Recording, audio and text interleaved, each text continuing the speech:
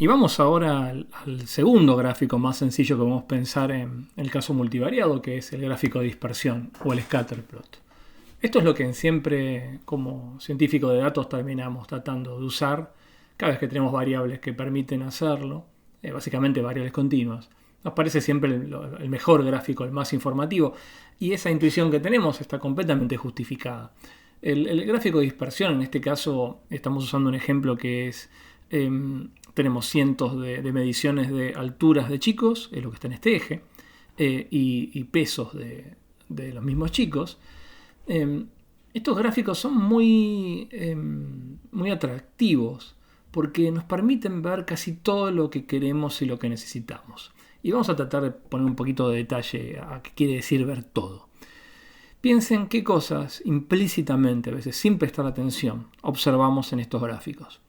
Por un lado, la primera información que obtenemos es cercanía de observaciones. Uno automáticamente, si uno le pusiera unos labels a estos puntos, uno podría saber cuáles son estos dos chicos que tienen valores de peso y altura muy parecidos y por ende puede uno pensarlos como en este espacio observaciones parecidas o instancias parecidas.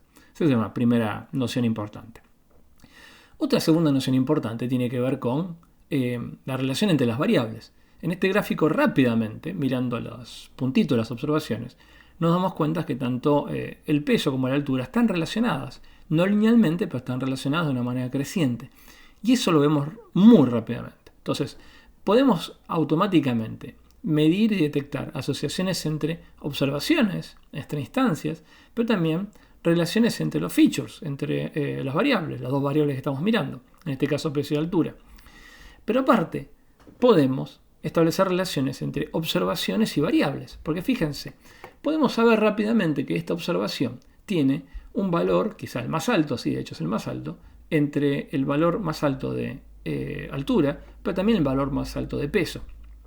O podemos notar que este chico tiene para su altura, fíjense, un valor de peso relativamente más elevado que el resto. Y por ende tendemos a pensar que tiene una característica un poco más distinta, o sea, es más gordito que el resto. Y al revés podríamos pensar en la otra variable. Esto que hacemos tan naturalmente y lo podemos deducir tan rápidamente, tiene que ver con que el gráfico de dispersión nos permite establecer relaciones entre observaciones, entre instancias y entre cada uno de los features. ¿Cómo lo hacemos? Lo hacemos naturalmente proyectando cada una de estas observaciones en los ejes con los cuales se conforma este gráfico. Entonces, recapitulando, ¿qué podemos observar? Relaciones entre observaciones, relaciones entre variables y relaciones entre observaciones y variables.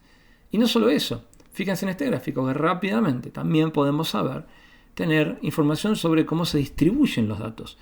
Claramente sabemos que la mayor parte de los chicos se encuentran a partir de una cierta altura para abajo y son pocos los que superan cierta altura. Lo vemos por cómo se distribuyen los puntos. Y lo mismo podemos hacer con el peso. Este tipo de gráficos, que es ideal y que siempre tratamos de generar, claramente, en general, está restringido a trabajar en 2 dimensiones o con un poco de suerte, con un poco de artilugios a 3 dimensiones. Pero es interesante saber que existen una forma de realizar estos gráficos en forma aproximada cuando tenemos muchas variables. Digo, muchas quiere decir más de 2 o más de 3. Y este tipo de gráficos se lo llama biplot.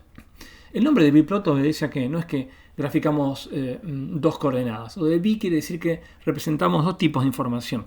Las observaciones y las variables.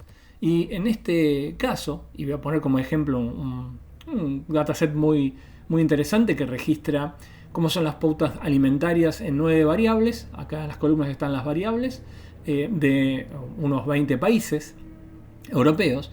Y claramente graficar en dimensión 9 es imposible.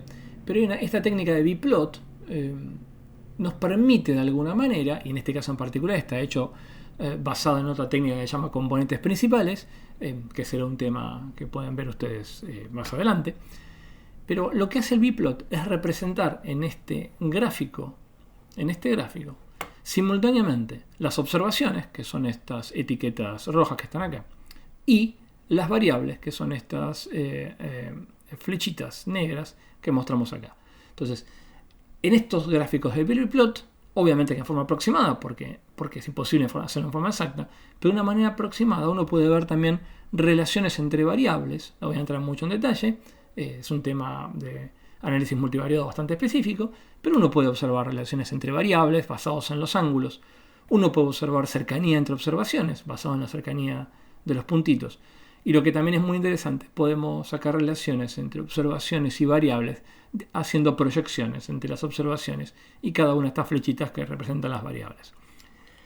Este tipo de técnica que se llama Biplot en general pertenece al ámbito del análisis multivariado y en muchos casos puede ser una ayuda grande cuando uno trabaja con bases de datos que tienen muchas variables y no podemos representarlas naturalmente en dimensión 2, porque nos llevaría a hacer un montón de gráficos bidimensionales, que es básicamente hacer todos los gráficos de a pares que se pueden hacer.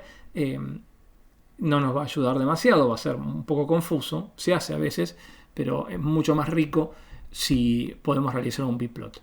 Un comentario adicional es que estos biplots en general suelen funcionar mejor cuando las variables están fuertemente asociadas. Cuando la asociación de variables es muy fuerte, eso se presta para hacer una representación de biplot, que en general en variables continuas se realiza mediante la aplicación previa de un método que se llama componentes principales.